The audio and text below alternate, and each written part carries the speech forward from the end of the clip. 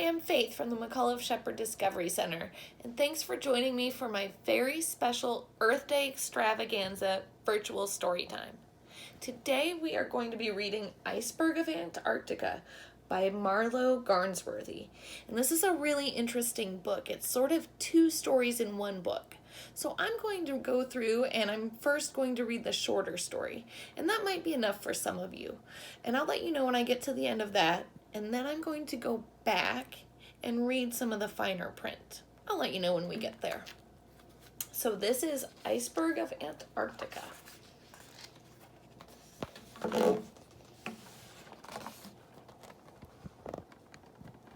It starts with snow. And snow, and snow, and snow. Snow compacts and crystals grow, becoming sugary granular ice, then hard crunchy fern, then dense clear glacial ice over thousands of years.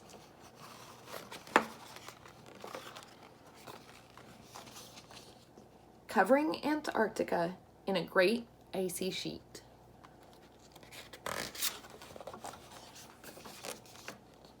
Such thick ice is heavy, so it flows downwards and outwards in glaciers and ice streams.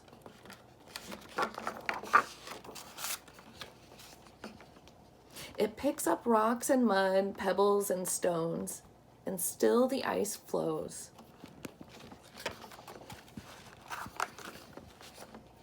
Until some ice reaches the sea.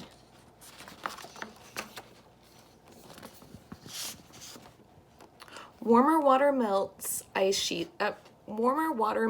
shelves from below. Cracks expand, and the ice shelf grows thinner and weaker until crack, splash, an iceberg is born. It carries debris, rocks and mud, pebbles and stones,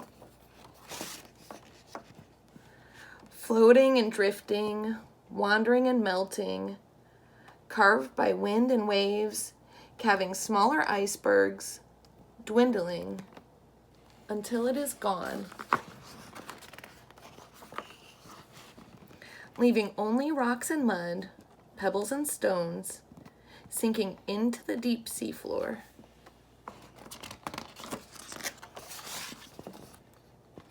For the JOIDES resolution to core. Now that's the end of the first part of the story. Now I'm going to go back and I'm going to read some of the fine print. And this is a little bit more on the scientific side. I hope you'll stay with me. But if that's enough for you, then you have a great evening and thanks for joining me. Okay, part 2. Antarctica is covered in a massive layer of ice called the Antarctic ice sheet. On average, it is 2 kilometers or 1.3 miles thick.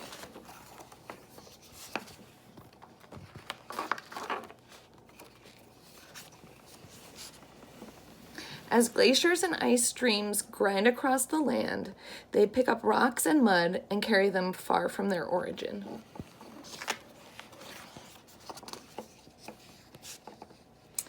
The ice flows out into the sea and floats as ice shelves.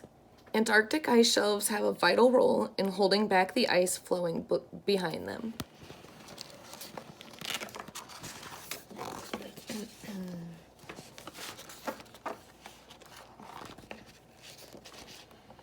Icebergs break off the edge of the ice sheet. This process is called calving.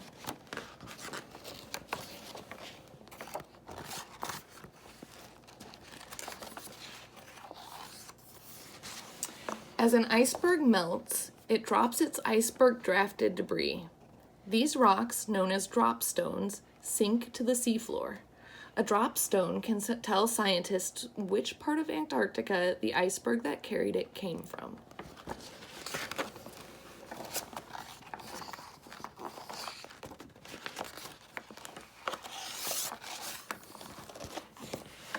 The remains of microscopic plants such as diatoms and animals such as radiolarians also sink through the ocean. Together with iceberg-drafted debris and dust, they accumulate on the seafloor over time to create thick layers of mud. As they are deposited, the minerals in the mud align with Earth's magnetic field, creating a record of shifts in Earth's magnetic field over time. Together, these microfossils and magnetic records act like a history book of changes over time and help scientists establish the age of the mud.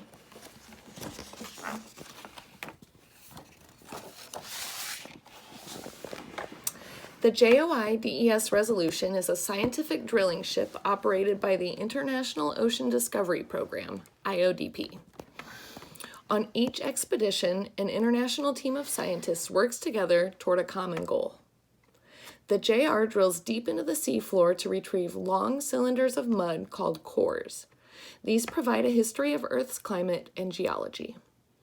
Our expedition explored changes in the Antarctic ice sheet over long time periods by studying sediment deposited by icebergs and changes in sea ice, ocean currents, and winds.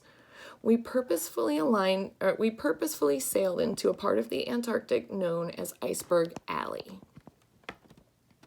Today, some parts of the Antarctic ice sheet are melting, and when the ice sheet melts, sea level rises around the world. Polar scientists predict that the global sea level will rise by about 1 meter, or 3.2 feet, by the year 2100, mostly due to Antarctic melting. But there are uncertainties. How much will sea level rise, and how fast? We want to understand what happened to the ice sheet in the past, so we can better predict how melting will affect sea level rises in the future. We are reconstructing the history of past melting by looking at the material Antarctic icebergs deposited over long periods of time.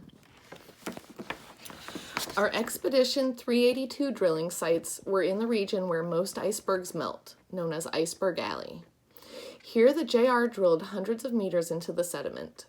We retrieved cores containing iceberg-drafted debris and other material, such as the tiny fossils of plants and animals that lived when the iceberg was melting. What can our sediment cores tell us? Analyzing the properties of this sediment, including the iceberg-rafted debris, can tell us when more icebergs were calving and even which parts of Antarctica were melting. At times when more debris was deposited, we know the ice sheet was less stable.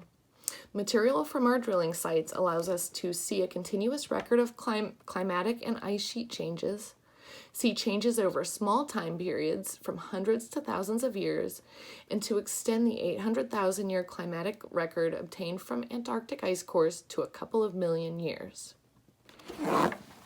And that, friends, was my special Earth Day edition of Virtual Storytime. Thanks for joining me, and I'll see you soon. Bye-bye.